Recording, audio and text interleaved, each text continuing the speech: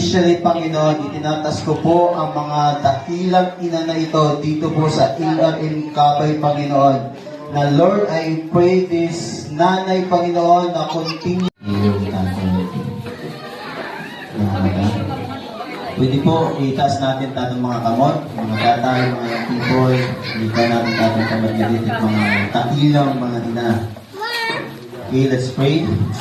O Diyos na makapangyarihan sa lahat, Hari ng mga hari, Panginoon ng mga Panginoon, Diyos na pinagmumula ng aming buhay, Diyos na pinagmumula ng aming lakas, Lord, sa iyo lang po kami umaasa, sa iyo lang po kami nagtitiwala dahil Ikaw ang Diyos na walang katulad, Diyos na walang kapantay, Diyos na dakila sa ang kapangyarihan o kaluwalhatian ng atong buhi na Diyos, tidak nagtikang nga nagkamay-anak kabakuhan ang ira kinabuhi. Amen. So, di ba, parehas gihapon na aton, hadida nga na-encounter naton ang